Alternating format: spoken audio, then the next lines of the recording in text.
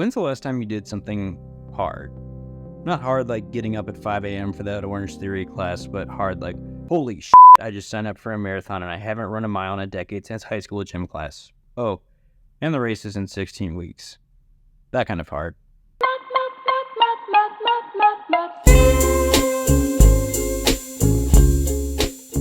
Back in November, my friend Richard mentioned that he was thinking about running a half marathon. My response? If you're gonna put that much time into something, you might as well make it a full marathon. As a matter of fact, if you commit to a full marathon, I'll let you pick any race and I'll do it with you. Honestly, I'm not sure why I said that. Maybe I was half calling his bluff, half craving a new challenge for myself, but a few days later, Richard sent me a screenshot. He had registered for the LA Marathon. Well, as a man of my word, I signed up that same day. I had no idea what I was doing, but I knew I had to start running. So I laced up my 5-year-old Hokas, headed out the door, and ran a winded 1.4 miles, and then stopped.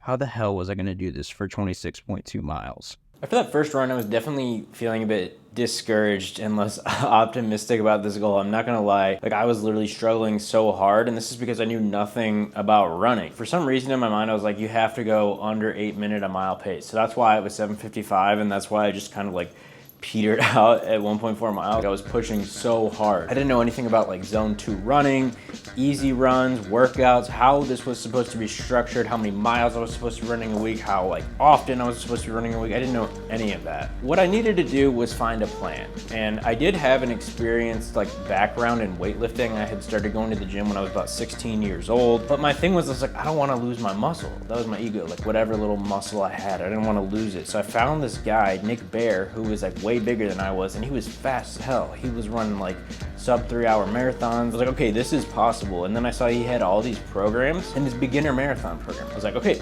perfect, I have a plan. I downloaded his app. I was I'm gonna do the beginner marathon program. It has you running 4 times a week, and then I just cut the lifting back to 3 times a week. It was exactly 16 weeks too. So it was the perfect time frame. It was all the stars were starting to align. I'm just gonna do this beginner marathon program, check the box, check this off the bucket list, help Richard complete this goal, and then we'll be golden. Then we'll be done, we'll never run again, and it'll be cool. I'll post a picture with me in the medal on Instagram, it'll get more likes than usual, whatever. But something happened, on the first run. I think the first thing on the program was a 60-minute run, 5 minutes easy, 1 minute walking, zone 2, zone 3. I had just my good old Apple Watch, and I ran out and I ran.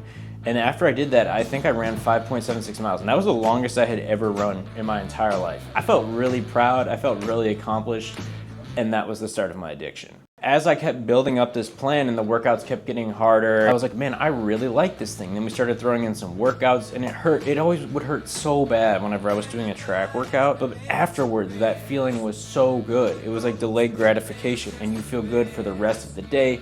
You feel confident, you feel powerful, and this is where this just kept building. So then fast forward, I start going to run clubs. I meet a lot of cool people. I started out with the goal of just a sub 4-hour marathon. This is 9 minute a mile pace, which in my head back then was pretty fast. I was okay, that's pretty good movement. I think it's realistic. And then as I started progressing, I was you know what? I feel I can get that easy. Let's do 3 hours and 45 minutes.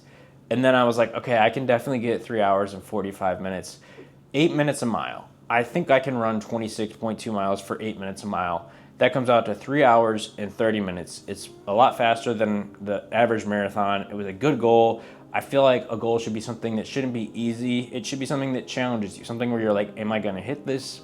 I don't know, but let's give it a go. The day of race day came, and I'm not gonna lie, I was is this possible? I experienced some taper tantrums 2 weeks before where I started getting this weird pain in my shin that I'd never gotten before. Got about an hour and a half until the race starts, so I'm gonna finish up sipping on these electrolytes, a little caffeine in there, got a little bit of a BPN going more sport. Gonna eat this, and then we're gonna race, and I'll see you guys there. All right, so we are 15 minutes out. As you can see, got my shirt off. It's about 50 degrees, but I know it's gonna pay dividends when I'm running because I've done all my runs without a shirt. So this might be the last video I record. Richard, any last words? We're gonna have a great race today, Griff. Sun's out, guns out for you. Mm-hmm. Nothing but PRs today. We're gonna have a great time. Nothing but PRs. Stay hard. See you on the other side. Then I just started cruising. Like, I don't remember anything from the marathon, really. I literally had tunnel vision. I had literally mapped out the course by elevation, negative split my marathon, slightly slower paces where there was an uphill, and slowly working it down. I literally mapped out the course from elevation from somebody's old Strava route, set that as the background on my phone. Like, I wanted this goal. I was gonna get this goal. Miles 1 through 4, I actually started out a little bit too fast. And that's what so many people had warned me about, was you don't wanna start out too fast, or you will what's called like bonk, and you just have a miserable second half of the race. We're about a mile and a half in. I went out too fast, so that's actually what I'm filming right now. So I forced myself to slow down, but feeling good. Like, everybody's warned me about going out too fast, so I just need to make sure I keep it locked down. Get to the halfway point. I'm at an hour and 44 minutes. I don't even know what my time is at this point. I'm just looking at my watch and knowing that I'm beating every single mile consistently that I had calculated and built into my watch beforehand. And I was like, I got this. Not only am I gonna run 3:30, I'm gonna run sub 3:30. And we're gonna see how fast I can go. Then mile 21 happened. I went into mile 21 pretty strong. Like, I was starting to chip down to 7:45, 7:44. Let's just keep upping the intensity. My fastest split was actually, I think, on like where there was the most incline of the course. And then I started to slow down. Things started to get harder. I saw the 3:30 sign passing me with a pacer, and I was like, oh no, this isn't good. So I stopped at an aid station, and that was my biggest mistake. I had like an 11 something minute mile at this pace. I wanted nothing more than for it to just end. At this point, I wanted it to be over. I wanted it to be done with. I was in so much pain. I wanted to walk. I was like, let's just walk this in. And I was like, no. The marathon goal that you set, you're not gonna hit it anymore after that.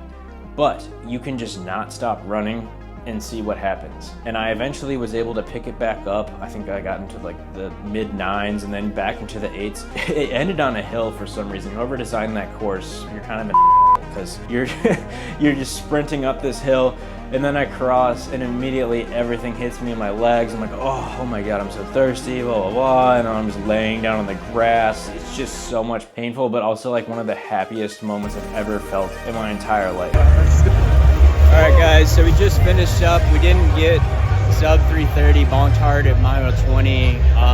My Strava said I got 3:39. Was able to pick it back up, but just didn't have it in the cards today. All I could think about was, I have way more left in the tank. I want to do this again. I only trained for 16 weeks.